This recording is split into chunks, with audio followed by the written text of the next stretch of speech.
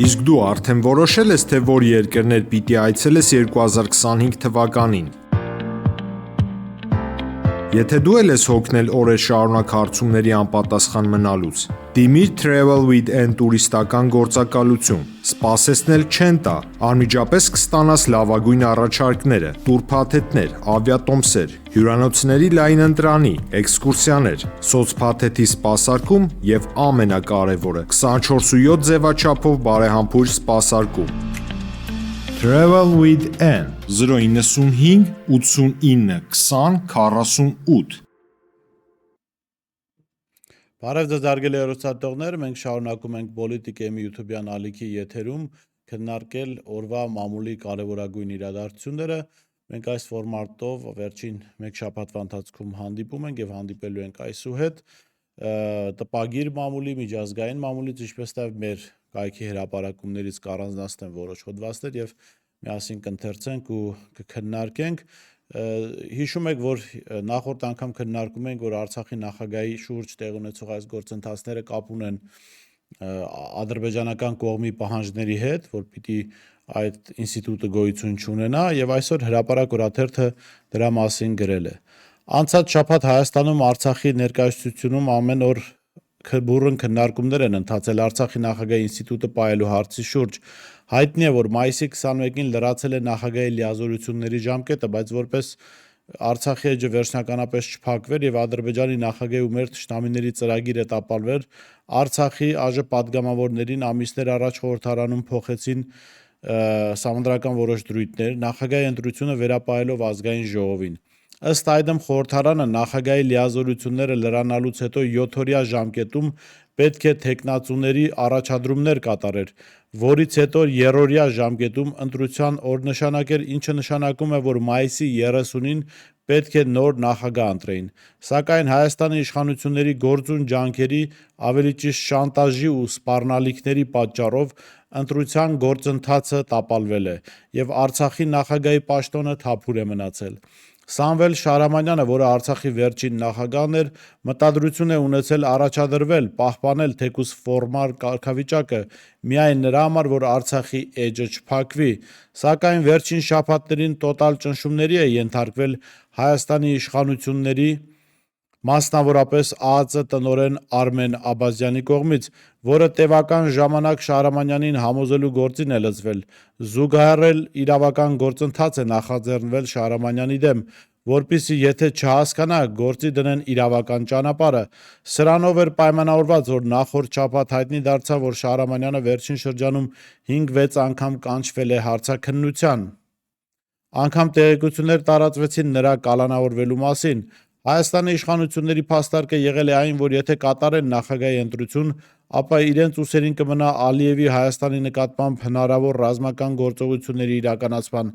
ողջ պատասխանատվությունը։ Ինչպես արդեն ասացի, սրա մասին խոսել ենք եւ հետաքրքիր է այդ մեկ անունը, որը առանձնացված է, Արմեն Աբազյան, ազգային անվտանգության ծառայության տնօրենը, սա համակարգում այս մարդը նախորդ իշխանությունների ժամանակից է եւ անդադ մենք սրա մասին ենք խոսում, որ նախորդ իշխանությունների ժամանակվանից էլ պետական ինստիտուտները լցված են մարդկանցով, որոնք որևէ կերպ չեն ծառայում ազգային շահին եւ պատրաստ են ծառայելու օրվա իշխանություններին։ Արմեն Աբազյանը, ազգային անվտանգության ծառայության շատ սպաներ, իհարկե բացառություններ կան, հարգելի բացառություններ կան, բայց դրանք որակական առումով, քանակական առումով մեծամասնություն չեն կազմում, որակական առումով այո լավ կադրեր են, բայց նրանց մեծ մասը արդեն համակարգից դուրս է մնացել։ ԱԱԾ-ում հիմնականում եւ ուժային կառույցներում, պետական մյուս ինստիտուտներում ծվարած են մարդիկ նախորդ իշխանությունների ժամանակվանից դեռ, որոնք ծառայում են օրվա իշխանությանը, ոչ թե պետությանը։ Արմեն Աբազյանը դրա լավագույն օրինակն է։ Իրավունք թերթը գրում է. Փաշինյանին մոտ կանգնած կառավարական աղբյուրների փոխանցմամբ վերջինս կադրային ջարդ է սկսելու պետական կաբինետներում, մասնավորապես սև ցուցակում հայտնված նախարարների ու փոխնախարարների անունները անցնում են Աննա Հակոբյանի սրի տակով։ Ասում են այն օրերին, երբ Փաշինյանը հիստերիկ ելույթներ է ունենում, դրա ուղիղ մեղավորը Աննան է, ով շիրա է տալիս ամուսնուն ու մի կողմ քաշվում։ Այսպիսով կառավարական չիստկան սկսելու են սոցապից հասնելու մինչև ԿԳՄՍ։ Մենք վաղուց խոսել ենք սրա մասին եւ տարբեր փորձագետների հետ ենք վերլուծել այս իրավիճակը։ Այո, Աննա Հակոբյանը կառավարման համակարգում էական դերակատարում ունի եւ հատկապես կադրային հարցերում իր ձայնը որոշիչ է։ Հրապարակ օրաթերթը գրում է. 44-օրյա քննիչ հանձնաժողովի զեկույցը, որը հանձնաժողովի նախագահ Անդրանիկ Քոչարյանը խոստացել էր հրապարակել այս տարվա սեպտեմբերի 27-ին, պատերազմի 5-րդ տարելիցի օրը դեռևս չի հասել իրավապահ կառույցներին։ Թեպետ Քոչարյանը հրապարակավ խոստացել էր, որ զեկույցը մինչև հրապարակելն ուղարկելու է Գլխավոր դատախազություն, Ազգային անվտանգության ծառայություն եւ Պաշտպանության նախարարություն նախ ծանոթանալու, ապա պետական գաղտնի տեղեկատվության մասին խորհրդատվության համար, որպիսի որոշեն, որ մասն է հրապարակվելու, որը գաղտնի թողնվելու։ Գրել էինք, որ Անդրանիկ Քոչարյանը անգամ հանձնաժողովի անդամներին թույլ չի տալիս ծանոթանալ զեկույցին, ասում են կասկածներ ունի, որ ինֆորմացիոն արտահոսքեր կլինեն եւ որոշ հանցագործներ իրենց գլխի ճարը կտեսնեն։ Զեկույցը իրականում գաղտնի են պահում նախընտրական շրջանում դրոշակ դարձնելու համար։ Այս զեկույցի եւ Անդրանիկ Քոչարյանի դերակատարման մասին մենք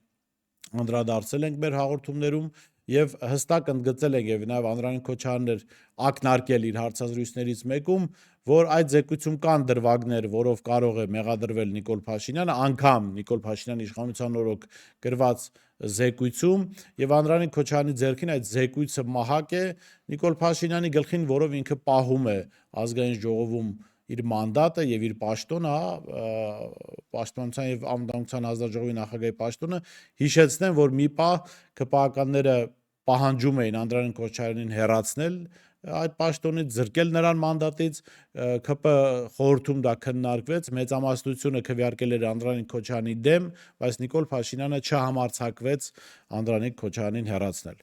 Ժողովուրդ օրաթերթը գրում է. այն ինչ չհաջողվեց 2018-ին Նիկոլ Փաշինյանը փորձում է անել հիմա, նոր Հայաստան, նոր հայրապետ շարժումը տապալելուց մոտ 8 տարի անց Փաշինյանի թիրախում կրկին եկեղեցին է եւ վեհափառը։ Օրաթերթի իշխանական աղբյուրները փոխանցում են, որ Նիկոլ Փաշինյանն ու իր թիմը քննարկել են այն հարցը, որ չեն պատրաստվում նահանջել եկեղեցուն ու վեհափառին վարկաբեկելու, Գարեգին Բ-ին եկեղեցուց հեռացնելու հարցերում։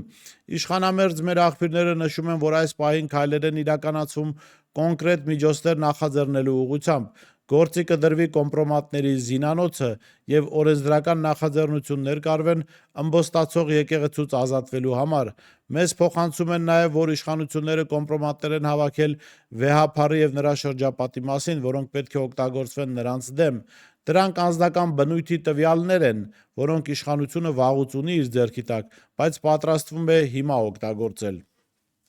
Սրա մասին եւս խոսել ենք եւ կարծում ավելորդը անգամ նշել, որ եկեղեցու դեմ այս արշավը Նիկոլ Փաշինյանը օգտագործում է իր քաղաքական նպատակների համար։ Ժողովուրդ օրաթերթը գրում է. օրաթերթի տեղեկություններով հակակոռուպցիոն կոմիտեում դատավոր Արտուշ Գաբրելյանի կաշառքի գործով կա անջատված մաս ու քննությունը շարունակվում է, դատելով իրավիճակից դատավորին կաշառք տալու գործով այլ անձինք կան ներգրավված, որոնց բացահայտելու համար հակակոռուպցիոն կոմիտեում քննությունը շարունակվում է։ Հիշեցնենք, որ մայիսի 28-ին հակակոռուպցիոն կոմիտեն հայտնել էր, որ 10,000 ԱՄՆ դոլար կաշառք ստանալու համար մեղադրվող ՀՀ դատական իշխանության ներկայացուցչի վերաբերյալ քրեական վարույթով նախաքննությունն ավարտվել է։ Մասնավորապես պարզվել է, որ ԳԽ-ն պայմանավորվածություն է ձեռք բերել իր մտերիմ Երևանի քաղաքի ընդհանուր իրավասության քրեական դատարանի դատավորի հետ կաշառքի դիմաց վերջինիս վարույթում գտնվող քրեական գործով արհեստական հիմքերի ստեղծմամբ, ԶՍ-ի վերաբերյալ դատաբժշկական փորձաքննություն նշանակելու եւ որոշումը սահմանված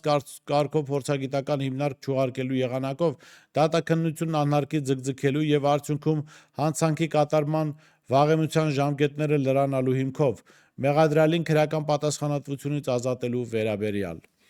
Ժողովուրդ օրաթերթը գրում է. մինչ առողջապահության նախարար Անահիտ Ավանեսյանն առավոտվից վազքով է օրը սկսում, առողջապահության ոլորտում քաոս է տիրում։ 2 օրում 2 մահանգահասակ երեխա է մահացել տարբեր բժշկական կենտրոններում։ Բուժաշխատողները շարունակում են բռնության ենթարկվել փողոցներում, տանը։ Նախարար Անահիտ Ավանեսյանը, ով օրերս Նիկոլ Փաշինյանի 50-ամյակին գինի էր վայելում, ներկայացրել էր տարեկան հայտարարագիրը, այն է՝ 1 բնակարան բազմաբնակարան շենքում եւ 1 այգետնակ ամառանոցում։ Բազմաբնակարան շենքի բնակարանը ձեռք է բերվել 2014 թվականի Երևանի Արաբկիր վարչական շրջանում, իսկ այգետնակը Արագածոտնի մարզի Ղազարավան համայնքում 2005 թվականին։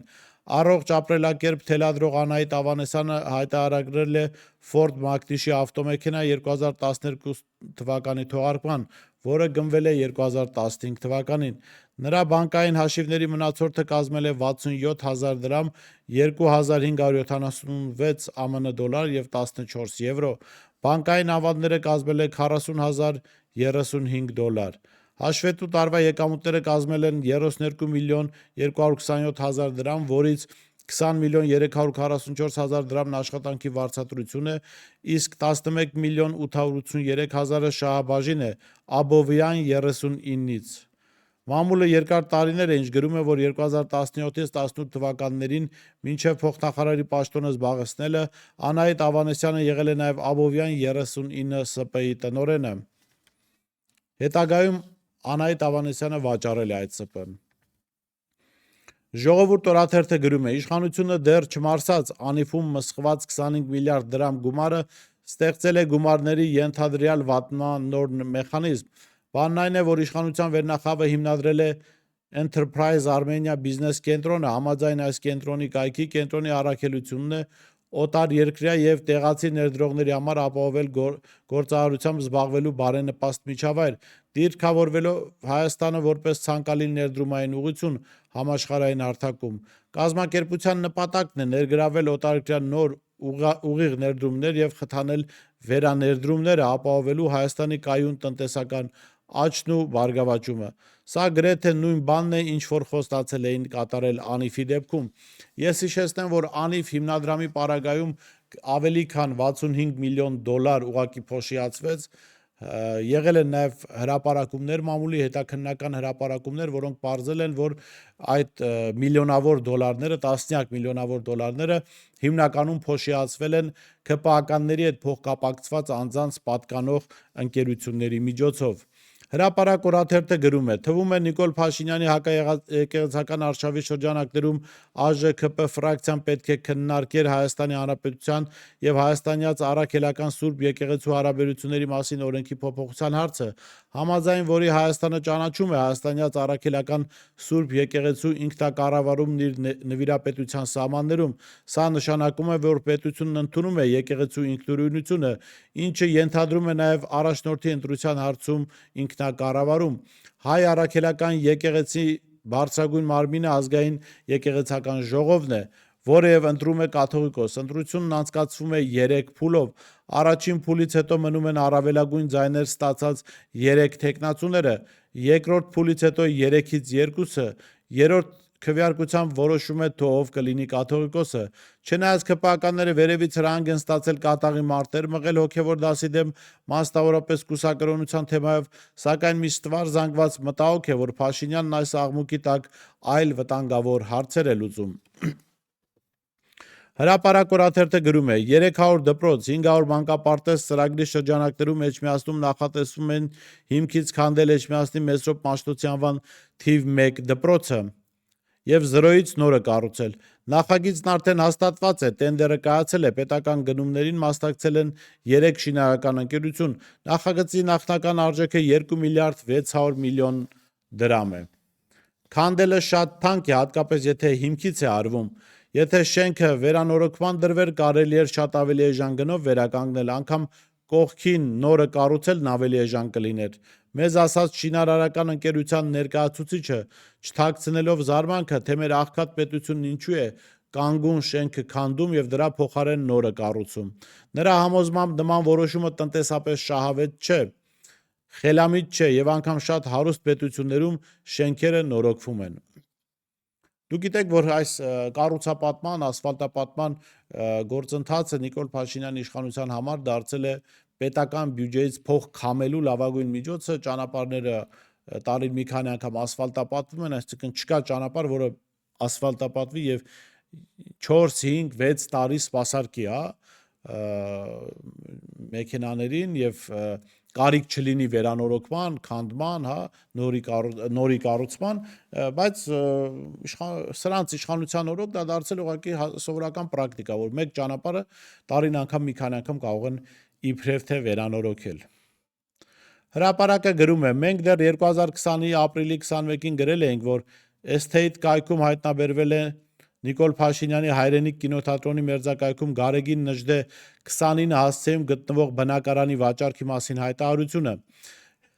Հետագայում Փաշինյանն իր ասուլիսներից մեկում ասել էր, որ չեն կարողանում իրենց ուզած գնով վաճառել այդ բնակարանը, իսկ այս տարի ընտանեկան փոդքասթներից մեկի ժամանակ ասել էր, որ փոդքասթի համար անհրաժեշտ գումարը բնակարանի վաճառքից ստացված գումարից են ծախսում, որ կարողացել են վաճառել 2024 թվականին եւ շեշտել էր, որ բնակարանն Աննայի սեփականությունն էր։ Աննա Հակոբյանն այս բնակարանը նշել է 2024 թվականի եկամուտների հայտարարագրում։ Գնորդի անունը Մարինա Ալբերտ Ռուց, ոչինչ չի ասում լայն հանրության, ավելին ՀՀ ընտրողների ռեգիստրում չկա, Հայաստանի քաղաքացի չէ։ 3 սենյականոց բնակարանը վաճառվել է 45 միլիոն 500 հազար դրամով, որը բավականին լավ գին է այդ տարածքի համար։ Սա այն բնակարանն է, որտեղ վարչապետի որդին Աշոտ Փաշինյանը 2024 թվականի մարտի 8-ին իր նկարների ցուցադրությունն էր կազմակերպել եւ որի պատերի լուսանկարները պտտվում էին սոցցանցում։ Այն բանից հետո, երբ Փաշինյանը Չուլան անվանեց եկեղեցիները։ Երևան Today-ը անդրադառնալով նույն այս թեմային Աննա Հակոբյանի եկամուտների հայտարարագրին գրել էր. որպես հաշվետու տարվա եկամուտներ Աննա Հակոբյանը Ամերիաբանկ ՓԲ-ից որպես ստացած փոխառություն հայտարարագրել է 44 միլիոն 415 հազար դրամ, ֆինանսների նախարարությունից որպես այլ եկամուտ 201 հազար 573 դրամ, Մարիաննա Ալբերտ Ռուցից գույքի օտարում 45 միլիոն 500 հազար դրամ, որպես աշխատանքի վարձատրություն Իմ Քայլի հիմնադրամից 13 միլիոն 259 հազար դրամ,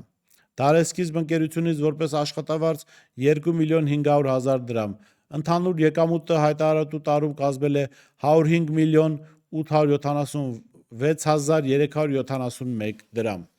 Ինչպես տեսնում եք, Աննա Հակոբյանի ֆինանսական վիճակն էլ բարելավվել է իր ամուսնու Նիկոլ Փաշինյանի իշխանության գալուց հետո, ինչպես շատ ու շատ այլ ՔՊԱ-ականների։ Հրապարակ օրաթերթը գրում է. Հայաստանում ռուսական կապիտալով գործող խոշորագույն ընկերությունները վերևից հրահանգ են ստացել այլևս բարեգործական ծրագրերի տարբեր հիմնադրամների միջոցառումների ֆինանսավորում չիրականացնել։ Այդ ընկերություններից մեկի ներկայացուցիչը մեզ պատմեց, որ նախազգուշացումը ստացել են վերջերս, սակայն իրենց մանրամասներ չեն փոխանցել եւ չգիտեն այդ որոշման հիմքում քաղաքական թե տնտեսական բաղադրիչ է դրված։ Ըստ ամենայնի դա քաղաքական հրահանգ է, քանի որ անգամ ռուս-ուկրաինական պատերազմի ամենաթեժ շրջանում ռուսական կապիտալով գործող ընկերությունները չեն դադարեցրել ֆինանսական աջակցությունը հասարակական նախաձեռնություններին։ Գալով մեր կայքի հրապարակմանը անդրադառնանք հայհոյախոս դոգին առնչվող այս քրեական թե քաղաքացիական միգրացիոն գործին, որն ընթանում է Միացյալ Նահանգներում, ասեմ, որ բավական հետաքրքիր շերտեր բացվեցին, պարզվեց, որ կան կոնկրետ մարդիկ Հայաստանում, որ այս մարդու հետ կապ ունեն, եւ սա կարևոր է այն իմաստով, որ այս մարդը իր ամերիկյան եթերներից, թիրախավորում է Հայաստանի գրեթե բոլոր քաղաքական գործիչներին, իրենց ընտանիքի անդամներին, կանանց երեխաներին, եւ ես զարմանում եմ այս մարդու հետ կապ ունեցողները, որոնցից մեկը ամենավառ կերպարներից մեկը Էդմոն Մարուքյանն է, ընդ որում այս մարդը ամենավերջին հայհոյանքներով խոսել էր նաեւ Էդմոն Մարուքյանի մասին, ինչպես են կարողանում, Հայաստանում հանգիստ շրջել եւ ցուցադրել այդ իրենց միջև եղած կապը։ Օրերս ԴՕԿ կուսակցության նախագահ Անուշ Խուդավերդյանը հրապարակի զրույցում ասել էր, որ Վարդան Ղուկասյանին մեղադրում են մանկապարտության մեջ։ Կարծում եմ արդարությունն անպայման կհաղթի, քանի որ ՀՀ դատախազության կողմից Ղուկասյանի վերաբերյալ ուղարկված հերոյանքները ոչ մի կապ չունեն իրականության հետ։ Այս տաղակները բոլոր արարքների համար պատասխան են տալու։ Ղուկասյանին մեղադրում են մանկապարտության մեջ, այնքան հիմար են, որ չեն հասկանում ԱՄՆ-ից Հայաստան ինչ մանկապարտություն կարող է լինել, ասել է նա։ Հայհոյանքներով հայտնի այս անձի ստեղծած կուսակցության ղեկավարի հայտարարությունը անհասկանալի եւ կասկածելի է։ Կասկածներն ավելացան հատկապես այն բանից հետո, երբ հայտնի դարձավ, որ այս մարդիկ դոգ մականունով անձի դատավարության վերաբերյալ իրենց բազմաթիվ հայտարարություններում տարածել են կեղծիքներ, լավ իմանալով իրականությունը։ Օրինակ, սկզբում պնդում էին, թե դոգը հիվանդանոցում է, սակայն երբ ձերբակալման լուրը հնարավոր չեղավ թաքցնել, ստիպված եղան խոստովանել ճշմարտությունը։ Հետագայում հայտարարեցին, թե մի քանի օրից նա ազատության մեջ կհայտնվի, բայց արդեն մի քանի ամիս է նա գտնվում է բանտում։ Նրանք վստահեցնում են, թե նրա դեմ միայն միգրացիոն գործով է դատաքննություն ընթանում, սակայն պարզվեց, որ կա նաև քրեական մեղադրանք։ Օրերս էլ հայտարարեցին, թե հունիսի 4-ին դատավարություն է լինելու, սակայն երբ քաղաքագետ Ռոբերտ Մարգարյանը պարզեց, որ դատավարությունը իրականում նշանակված է հուլիսի 2-ին, նրանք ստիպված եղան խոստովանել դա։ Այժմ հայտարարում են, թե նրան մեղադրում են մանկապղծության մեջ, բայց միաժամանակ պնդում, թե ԱՄՆ-ից Հայաստան հնարավոր չէ մանկապղծություն իրականացնել, սակայն առնվազն մի դրվագով կեղծիք տարածած մարդկանց խոսքին պետք է կասկածով մոտենալ, հատկապես երբ պետք է գիտակցել, մանկապղծությունը միայն սեռական հարաբերությունները չեն, դոգը կամ ցանկացած այլ անձ կարող էր մանկապղծությամբ զբաղվել հեռակապի միջոցով, երեխաների հետ վարելով անթույլատրելի թեմաների շուրջ զրույցներ։ Այս պահին դժվար է ասել, թե կոնկրետ ինչ փաստերի հիման վրա է առաջադրվել մեղադրանքը, սակայն ակնհայտ է, որ դոգի կուսակիցները ինչ-որ բան թաքցում են։ Ընդհանրապես նորից վերադառնալով այս թեմային պետք է ասել աբսուրդ է, որ այս մարդուն լուրջ վերաբերվողներ կան Հայաստանում եւ սա եւս ախտորոշում է, իհարկե ինքը իր խնդիրը լուծում է, իր առաջ խնդիր կա դրված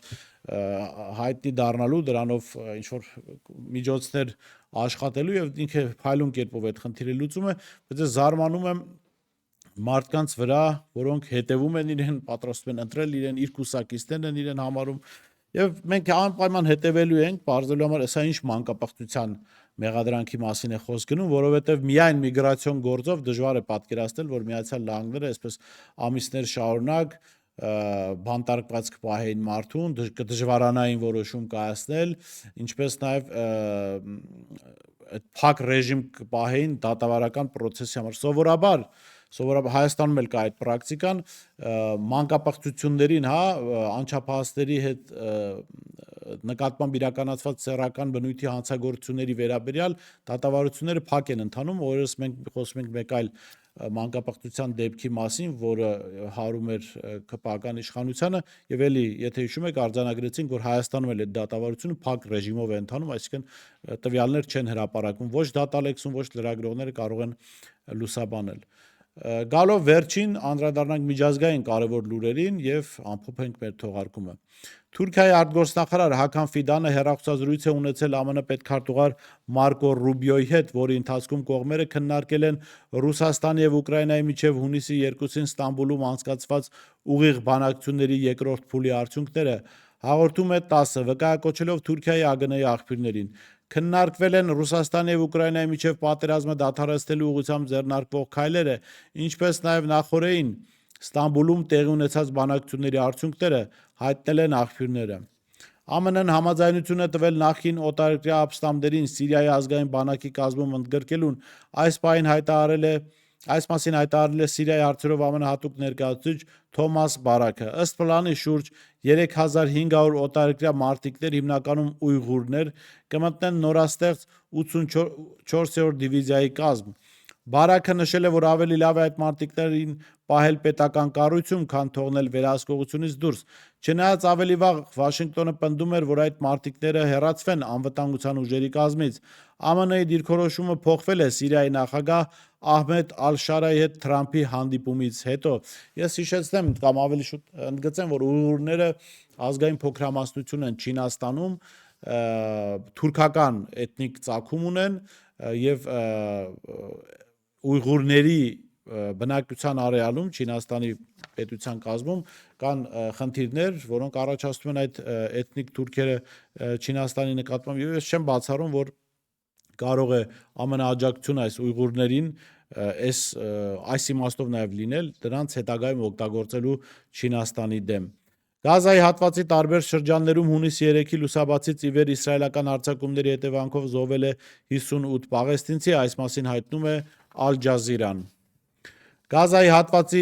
առողջապահության նախարարությունը հայտնել է, որ առնվազն 27 մարդ զոհվել է այն բանից հետո, երբ իսրայելական տանկերը կրակ են բացել Ռաֆահ քաղաքի արևմուտքում օգնության բաշխման կետի ուղղությամբ։ Իսրայելի պաշտպանության բանակը հայտարարել է, որ իրենց ուժերը նախազգուշական կրակ են բացել օգնության կենտրոնի մոտ կասկածյալների նույնականացումից հետո, ապա լրացուցիչ կրակ է բացվել, երբ նրանք չեն նահանջել։ Բժշկական հաստատություններ նահանձանգում են մանկական կաթնախառնուրդի դեղորայքի բացակայության մասին։ Գազայի առողջապահության նախարարությունը Պաղեստինցի ժողովրդին կոչ է արել շտապ արյուն հանձնել մեծ թվով վիրավորներին փրկելու համար։ Սա 21-րդ դարն է, հարգելի հեռուստադիտողներ, եւ 21-րդ դարում մեր բոլորիս աչքի առաջ, մեզանից ոչ հեռու Գազայում, պաղեստինյան Գազայում տեղի ունենում ցեղասպանություն, արևմտյան տվյալներով այս ընթացքում իսրայելական գործողությունների պատճառով զոհվել են 54,000 պաղեստինցիներ, հիմնականում կանայք եւ երեխաներ, Գազայի եւ ոչ արևմտյան աղբյուրների տվյալներով այդ զոհերի թիվը մոտենում է արդեն 100,000-ի, մեծ մասը կանայք եւ երեխաներ։ ԱՄՆ նախագահ Դոնալդ Թրամփը վերջին օրերին ավելի ու ավելի քիչ է ներգրաված ուկրաինական ճգնաժամի հարցում։ Երեքշաբթի օրը հաղորդում է ABC News-ը, հղում անելով անանուն ամերիկացի պաշտոնյաների։ Դեռ մինչև վերջին Ռուսաստան-Ուկրաինա բանակցությունները Թրամփի մոտ աճում էր հիասթափությունը խաղաղության ուղղությամբ առաջընթացի բացակայությունից։ Նրա մտածողությունը ծանոթ պաշտոնյաները նշում են, որ չնայած նա նախկինում խիստ քննադատել է եւ Ուկրաինային եւ Ռուսաստանին, վերջին օրերին նա շատ ավելի քիչ է ներգրավված, հաղորդում է հեռուստաալիքը։ Բացի այդ, Ռուսաստանի եւ Ուկրաինայի միջև բանակցությունների երկրորդ փուլից հետո ԱՄՆ վարչակազմի պաշտոնյաները ABC News-ին հայտնել են, որ հիասթափված են, բայց զարմացած չեն Ռուսաստանի պահանջների լայն ցանկից, որոնք ըստ նրանց պետք է կատարվեն 30-օրյա հրադադարի համաձայնեցումից առաջ։ Աղբյուրների համաձայն ԱՄՆ վարչակազմը եւ Ուկրաինան Մոսկվայի մի շարք պայմաններ անընդունելի են համարում։ Այսօր այսքան, հարգելի հեռուստադիտողներ, մենք ձեզ ներկայացրեցինք օրվա հայկական մամուլի եւ միջազգային մամուլի կարևորագույն հրապարակումները, կհանդիպենք